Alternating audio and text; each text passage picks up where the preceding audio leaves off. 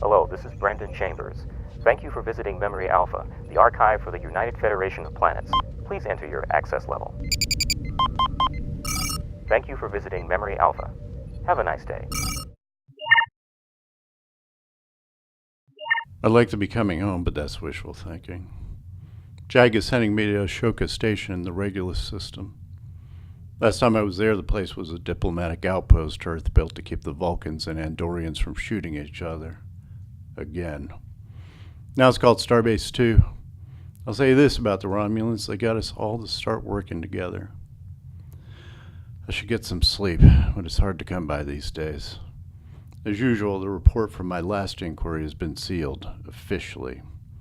My assignment's given insight into the war efforts that makes me wonder sometimes if we even deserve to win. The news feeds on Earth show you all these stories about heroes and villains, victories and losses. But things are happening all across the quadrant, things that don't make anyone's official report. It's probably just as well that Starfleet Command redacts my cases. Take the Clarion, for instance, a Class Y transport ship. She was transporting refugees from Deneva when the Romulans hit it. Clarion couldn't outrun the warship, so it made a suicide run into the asteroid belt. They lost their attackers, but couldn't survive the rocks. All hands lost. 137 men, women, and children. Between that and what happened to Deneva Station, there were no surviving humans in the system.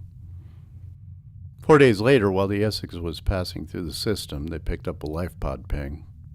Lifeboats on a Y-class transporter required by ECA regs to house 21 people comfortably, 30 at the most. This particular boat held one, a single survivor. It was the ship's engineer.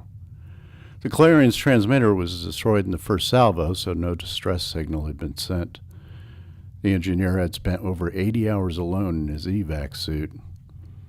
He had a haunted look, a universal expression of trauma victims. I know this because I'm on the Essex and I was there when they brought that man on board just over an hour ago. His name is Doma. We asked him how he came to be the only one in the lifeboat.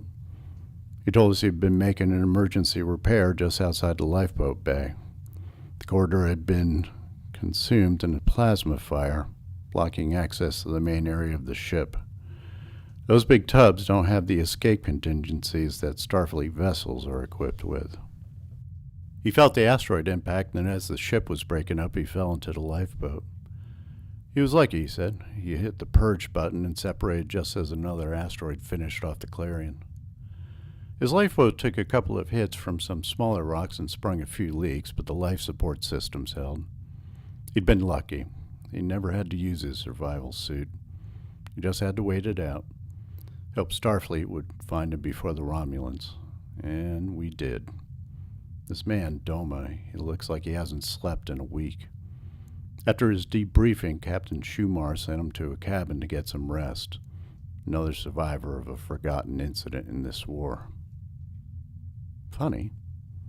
As I was just now relating his story, I remember how he looked. I can see him sitting there at the table, that vacant look in his eyes. And I remember plain as day one small detail. The seal on the oxygen intake of his evac suit was broken. He had said that he'd been lucky, that he'd been right beside the lifeboat, that he hadn't had to use the suit. The internal sensor data from the lifeboat confirmed the story. It showed that there had been just a single survivor. Water consumption records and the O2 scrubber logs confirmed it. And in my line of work, you learn that electronic evidence is the easiest thing to tamper with. Recordings, docs, any of it can be altered or manufactured. All you need is to decide what story you want it to tell. I know the story Doma wanted to tell. Now I need to know the truth. End recording.